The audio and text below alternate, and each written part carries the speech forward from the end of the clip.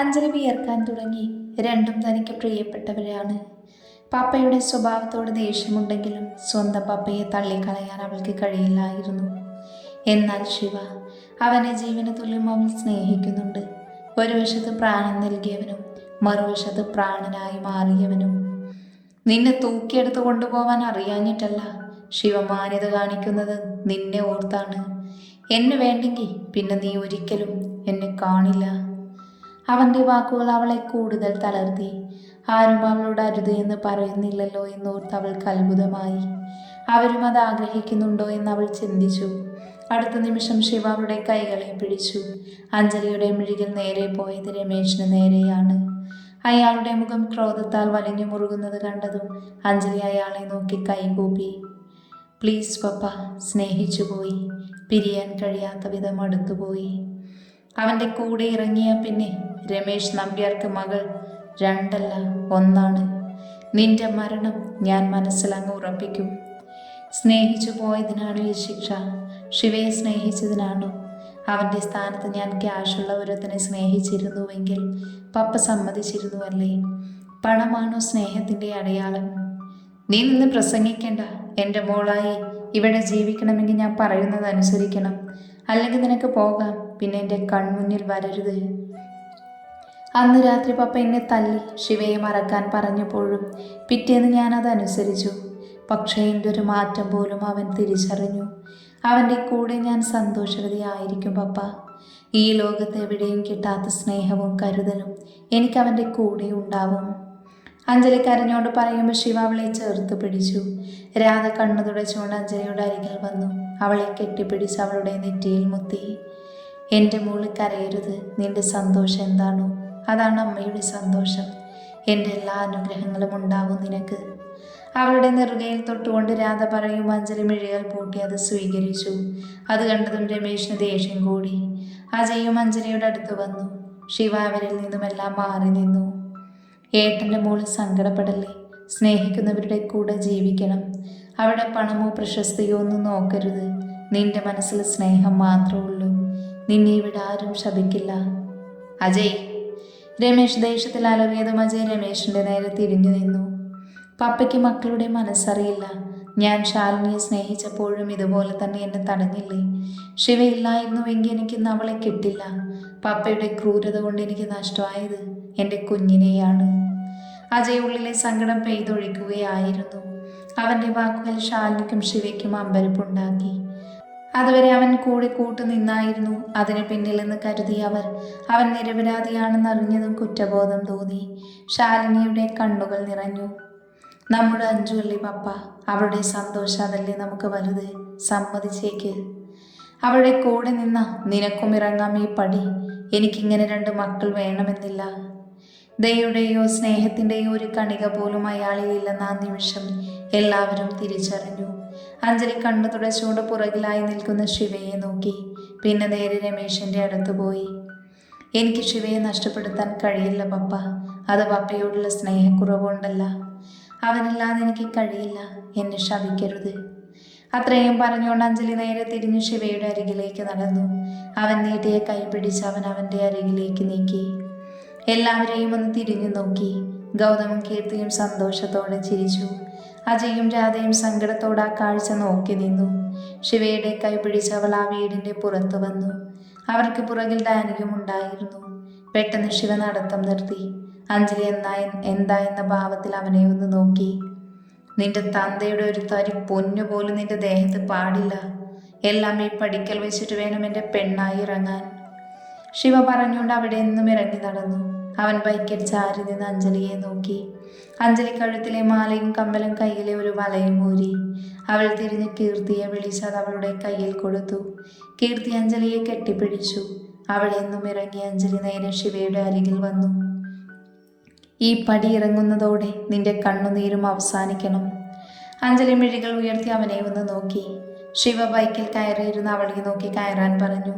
അഞ്ജലി കയറിയിരുന്ന് അകത്തേക്ക് നോക്കി. വാതിൽക്കൽ നിൽക്കുന്ന ഗൗതമിനെയും കീർത്തിയെയും കണ്ടതും കണ്ണുകൾ അകത്തേക്ക് പാഞ്ഞു. അകത്ത് രമേശിന്റെ ദേഷ്യം തീർക്കുകയായിരിക്കുമെന്ന് ഓർത്തതും അവളുടെ കണ്ണുകൾ നിറഞ്ഞു. ശിവ കാണാതെ അവൾ വേഗം തുടച്ചു മാറ്റി. ഡാ, നീ എങ്ങനെ വരും? ഞാൻ ഞാനങ്ങ് എത്തിയേക്കാം, നിങ്ങൾ വിട്ടോ. ഡാനി ചിരിച്ചുകൊണ്ട് പറഞ്ഞതും ശിവ ബൈക്കെടുത്തു. അവൻ്റെ തോളിൽ തലചായ്ച്ചു വെച്ച് അഞ്ജലി കിടന്നു. കുറച്ചു ദൂരം കഴിഞ്ഞതും ശിവയുടെ ഫോൺ റിങ് ചെയ്തു. അവൻ ബൈക്ക് സ്റ്റാൻഡിലാക്കി ഫോൺ എടുത്തു. സംസാരം കഴിഞ്ഞ് ഫോൺ കട്ട് ചെയ്ത് അഞ്ജലിയുടെ തിരിഞ്ഞു നോക്കി.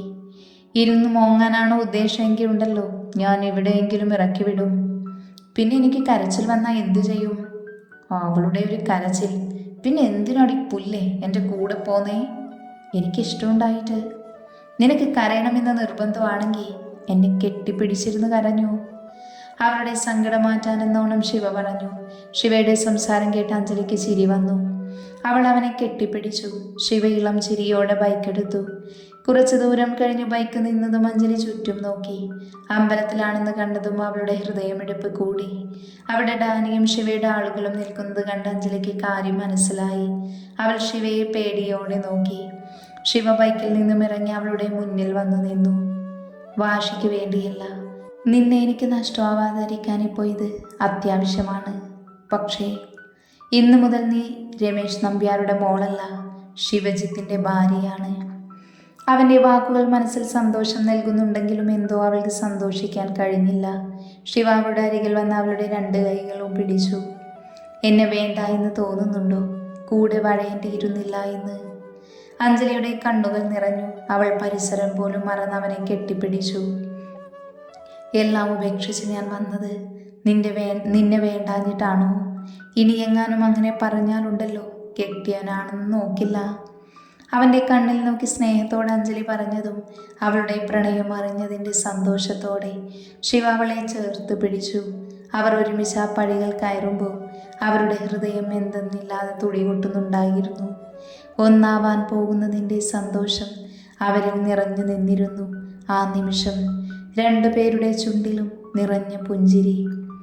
ദൈവസന്നിധിയിൽ നിൽക്കുമ്പോൾ അഞ്ജലിക്ക് സന്തോഷവും ഒപ്പം പ്രിയപ്പെട്ടവർ ആരുമില്ലാത്തതിൻ്റെ സങ്കടവും ഉണ്ടായിരുന്നു. അവളുടെ കൈകളെ പൊതിഞ്ഞു പിടിച്ചു നിൽക്കുന്ന ശിവയെ അഞ്ജലി നോക്കി. ശിവ അവളെ നോക്കി ചിരിച്ചുകൊണ്ട് കണ്ണുകൊണ്ട് അങ്ങോട്ട് നോക്കാൻ കാണിച്ചു. അഞ്ജലി എന്താ എന്ന ഭാവത്തിൽ തിരിഞ്ഞു നോക്കുമ്പോൾ ചിരിച്ചുകൊണ്ട് നിൽക്കുന്ന ഗൗതമിനെയും കീർത്തിയെയും കണ്ടവൾ അമ്പരന്നു. അഞ്ജലി ഗൗതമിൻ്റെ അടുത്ത് ചെന്ന് അവനെ കെട്ടിപ്പിടിച്ചു. ഗൗതം ചിരിച്ചുകൊണ്ട് അവളെ ചേർത്ത് പിടിച്ചു. കീർത്തിയും അവരുടെ അരികിൽ വന്നു നിന്നു. അഞ്ജലി കീർത്തിയുടെ കൈ പിടിച്ച് അവർ 2 പേരെയും നിറകണ്ണുകളോടെ നോക്കി. എൻ്റെ അഞ്ജൂസിൻ്റെ കല്യാണത്തിന് ഞങ്ങൾ വരാതിരിക്കുമോടി? ഗൗതം, പപ്പ. നീ ഇറങ്ങിയപ്പോൾ തന്നെ അങ്കിൾ വീട്ടിൽ നിന്ന് പോയി. ആ ഗ്യാപ്പിൽ ഞങ്ങൾ ഇങ്ങോട്ട് പോന്നു. ഡാനി പറഞ്ഞിരുന്നു ഇങ്ങനെ ഒരു സംഭവം ഉണ്ടാവുമെന്ന്. പപ്പ എന്തെങ്കിലും ചെയ്യുമോടാ? നീ പേടിക്കല്ലേ, നിന്റെ റൗഡി ഉള്ളിടത്തോളം കാലം നിനക്കൊന്നും സംഭവിക്കില്ല. എന്നെയല്ല, അവനെയാവും പപ്പ. പോടി, നിന്റെ പപ്പ പോലും ശിവയെ പേടിച്ചു വിറച്ച് നീ കണ്ടതല്ലേ. എൻ്റെ മോളിപ്പോ അതൊന്നും ആലോചിക്കണ്ട. പോയി നിന്റെ റൗഡിയെ സ്വന്തമാക്കാൻ നോക്ക്. അഞ്ജലി നിറഞ്ഞ ചിരിയോടെ ഗൗതമിനെയും കീർത്തിയെയും നോക്കി. അവൻ അവളെയും കൊണ്ട് ശിവയുടെ അടുത്ത് വന്നു. പെണ്ണിൻ്റെ വീട്ടിൽ നിന്നും ആളില്ലെന്ന് വേണ്ട, അളിയനായിട്ട് ഞാനുണ്ട്. ഗൗതം പറഞ്ഞത് കേട്ട് ഡാനി അവൻ്റെ അരികിൽ വന്നു. അവൻ്റെ തോളിൽ കൈയിട്ടുകൊണ്ട് അവൻ ഒളിയെണ്ണിട്ട് കീർത്തിയെ നോക്കി. ശിവ അത് കണ്ടിരുന്നു. കീർത്തി അഞ്ജലിയുടെ അടുത്ത് പോയി നിന്നു. ശിവാഞ്ജലിയിലേക്കുള്ള ദൂരം ഏതാനും നിമിഷങ്ങൾ മാത്രമാണെന്ന് തിരിച്ചറിവോടെ അഞ്ജലി പ്രണയം നിറഞ്ഞ മിഴികളോടെ ശിവയെ നോക്കി. ഒരിക്കൽ തൻ്റെ ജീവിതത്തിലേക്ക് ക്ഷണിക്കപ്പെടാതെ അതിഥിയായി വന്നു. തനിക്ക് മോഹം തോന്നാൻ മാത്രം അവനിൽ ഒന്നുമില്ലായിരുന്നിട്ടും തൻ്റെ പ്രാണനായി മാറിയവൻ. അവനെക്കുറിച്ച് കൂടുതൽ അറിയും തോറും ഇഷ്ടം കൂടിക്കൂടി വന്നു.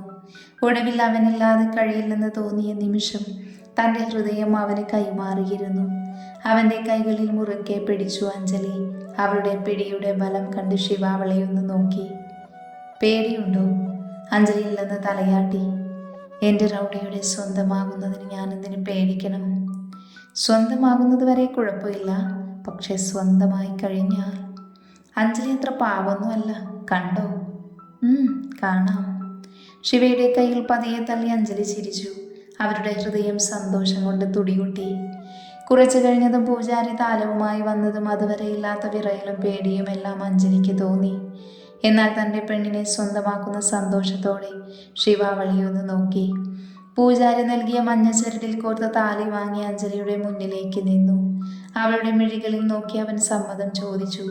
അത് മനസ്സിലായതുപോലെ അഞ്ജലി തല താഴ്ത്തി അവൻ്റെ അരികിലേക്ക് നിന്നു. അടുത്ത നിമിഷം അവളുടെ കഴുത്തിൽ അവൻ അത് ചാർത്തി. മരണം കൊണ്ടല്ലാതെ ശിവയിൽ നിന്നും ഒരു വേർപിരിയൽ ഉണ്ടാവില്ലേ എന്നായിരുന്നു അഞ്ജലിയുടെ പ്രാർത്ഥന.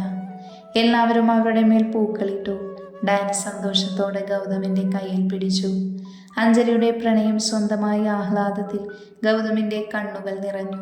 തൻ്റെ കൂട്ടുകാരെ വിട്ടുപിരിയുന്ന ദുഃഖവും ആ കണ്ണുനീരിൽ ഉണ്ടായിരുന്നു.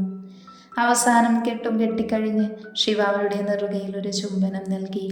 തൻ്റെ പാതിയോടുള്ള അവൻ്റെ പ്രണയം അത് നിറഞ്ഞ മനസ്സോടെ, അതിനേക്കാൾ പ്രണയത്തോടെ അഞ്ജലി ഏറ്റുവാങ്ങി.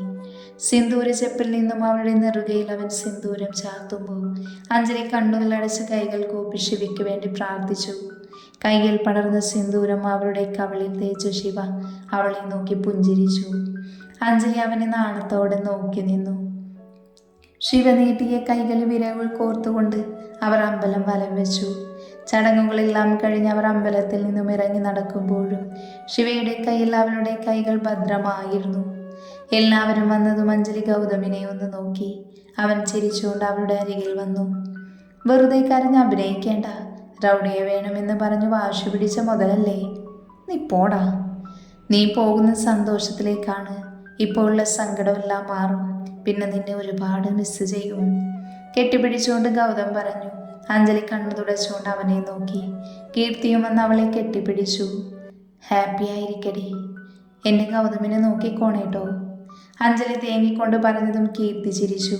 അവർ യാത്ര പറഞ്ഞതും കാറിൽ കയറി പോകുന്നത് വരെ അഞ്ജലി നോക്കി നിന്നു. അവർ പോയതും ശിവയുടെ ആളുകളും പോയി. ഡാനി ശിവയുടെ അടുത്ത് വന്നു നിളിച്ചു കൊടുത്തു. എന്താടാ വിളിക്കുന്നേ? അല്ല, അവളുടെ കാര്യം പറയരുതെന്ന് നീ എന്നോട് എത്ര വട്ടം പറഞ്ഞിട്ടുണ്ട്, അതോർത്ത് ചിരിച്ചതാ.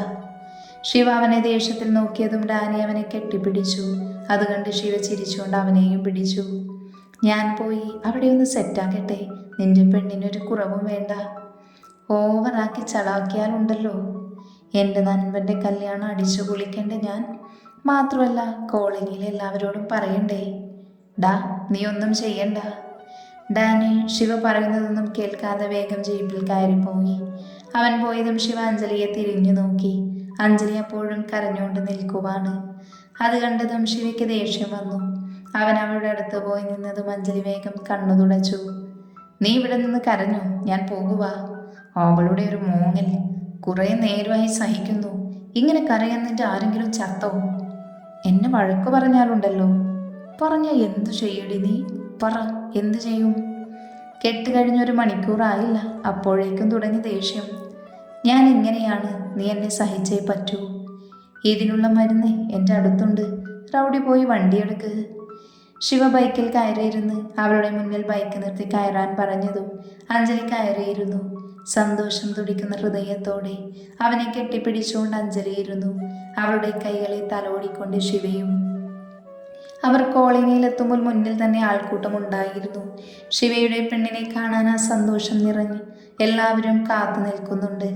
ശിവ ബൈക്കിൽ നിന്നും ഇറങ്ങി അഞ്ജലിയോടൊപ്പം അവർക്കിടയിലൂടെ നടന്നു. എല്ലാവരും അവരെ അനുഗ്രഹിച്ചു. ശിവയുടെ വീടിൻ്റെ മുന്നിൽ ഡാനിയും ലക്ഷ്മിയും അമ്മുവും ഉണ്ടായിരുന്നു. അഞ്ജലിയെ കണ്ടതും അമ്മു ഓടി വന്ന് കെട്ടിപ്പിടിച്ചു. അമ്മുവിനെ കണ്ടതിൽ അഞ്ജലിക്കും സന്തോഷം തോന്നി. ചേച്ചിയാണോ ശിവേട്ടൻ്റെ ഭാര്യ? അഞ്ജലി അവളുടെ കവിളിൽ തലോടി അതേയെന്ന് പറഞ്ഞു. ലക്ഷ്മി അവളുടെ അടുത്ത് വന്ന് നെറുകയിൽ തലോടി. ശാലിനി വിളിച്ചെല്ലാം പറഞ്ഞു, മോളി ചെയ്തതാണ് ശരി. അഞ്ജലി ലക്ഷ്മിയോട് സംസാരിച്ച് മുകളിലേക്ക് കയറി. അവളുടെ കൂടെ അമ്മുവും പോയി. അവർ മുകളിലെത്തുമ്പോൾ ഡാനി വിളക്ക് പിടിച്ചുകൊണ്ട് നിൽക്കുന്നുണ്ടായിരുന്നു. അത് കണ്ട് അഞ്ജലിക്ക് ചിരി വന്നു. എൻ്റെ ചങ്ങിൻ്റെ പെണ്ണായി വലതുകാല് വെച്ച് കയറിക്കോ. അഞ്ജലി നിറഞ്ഞ മനസ്സോടെ വിളക്ക് വാങ്ങി അകത്തു കയറിയതും അവളുടെ മനസ്സിലേക്ക് ശിവയുടെ കൂടെ കഴിഞ്ഞ നാളുകൾ ഓർമ്മ വന്നു. ചുണ്ടിലിളം ചിരിയോടെ അവളുടെ മുറിയിലേക്ക് നീണ്ടു. വിളക്ക് വെച്ച് തിരിഞ്ഞതും പുറകിൽ നിൽക്കുന്ന ശിവയെ കണ്ട് അഞ്ജലി ഒന്ന് പേടിച്ചു. അമ്മുവിനെയും ഡാനിയെയും അവിടെ കാണാതെ വന്നതും ഭയമേറി. ശിവയെ നോക്കാൻ കഴിയാതെ അവൾ മുഖം താഴ്ത്തി. പുലിക്കുട്ടി എലിക്കുട്ടി ആയല്ലോ. അവളിലേക്ക് ചേർന്ന് നിന്നുകൊണ്ട് ശിവ പറഞ്ഞതും അഞ്ജലിയുടെ ഹൃദയമിടിപ്പ് കൂടി. അവനെ മാറ്റി അവൾ പോകാൻ നിന്നതും ശിവ അവളുടെ കയ്യിൽ പിടിച്ചു. എവിടെ പോകുക നീ? എവിടെ പോയാലും രക്ഷയില്ല മോളെ. അഞ്ജലിയുടെ മനസ്സിൽ കൊള്ളിയാർ മിന്നി. അവളെ തൻ്റെ നെഞ്ചോട് ചേർത്ത് നിർത്തി ശിവ. അവളുടെ മുഖം കയ്യിലെടുത്തു പൊക്കി. അഞ്ജലി പിടയുന്ന മിഴികളോടെ അവനെ ഉറ്റുനോക്കി. അന്ന് ആ കടൽ തീരത്ത് വെച്ച് ഇഷ്ടം പറയുമ്പോഴും ഇവിടെ വെച്ച് എന്നെ കയറി ഉമ്മ വയ്ക്കുമ്പോഴും ഒന്നും ഈ പേടി കണ്ടില്ലല്ലോ. അന്ന് എനിക്ക് ഉറപ്പായിരുന്നു ഒന്നും ചെയ്യില്ല എന്ന്. പക്ഷേ ഇന്ന്. അവളുടെ കഴുത്തിൽ കിടക്കുന്ന താലിച്ചരട് കയ്യിലെടുത്ത് ശിവ അതിലേക്ക് നോക്കി. നീ ഇതൊന്നും ആവില്ല ആഗ്രഹിച്ചത് എന്ന് എനിക്കറിയാം. വലിയ ആഘോഷമായി നടത്തേണ്ടതിൻ്റെ വിവാഹം. അവൻ്റെ ഉള്ളിൽ ഇപ്പോഴും കുറ്റബോധമുണ്ടെന്ന് ബോധം വന്നതും അഞ്ജലി അവൻ്റെ അടുത്തുനിന്ന് വേഗത്തിൽ അകന്നു മാറി. ശിവകാര്യം എന്തായെന്നറിയാതെ അവളെ ഒന്ന് നോക്കി. എനിക്ക് വേണ്ടത് വലിയ ആഘോഷത്തിലുള്ള വിവാഹമല്ല, എൻ്റെ മനസ്സിന് ഇഷ്ടപ്പെട്ട ഒരാളുടെ കൂടെയുള്ള ജീവിതമാണ്. ഇനി ഒരിക്കൽ കൂടി എന്നോടിത് പറഞ്ഞാലുണ്ടല്ലോ, റൗഡിയുടെ പെണ്ണാ ഞാൻ. കുറച്ച് റൗഡിത്തരം എൻ്റെ കയ്യിലുണ്ട്. അഞ്ജലി ഗമയിൽ പറഞ്ഞതും ശിവ അവളുടെ ഇടുപ്പിലൂടെ ചുറ്റി വരിഞ്ഞു പിടിച്ചു. ആ നിമിഷം അഞ്ജലി ശ്വാസമെടുക്കാൻ പോലും മറന്നുപോയി. മീശ പിരിച്ചുകൊണ്ട് ശിവ അവളെ നോക്കി പുരികമുയർത്തി.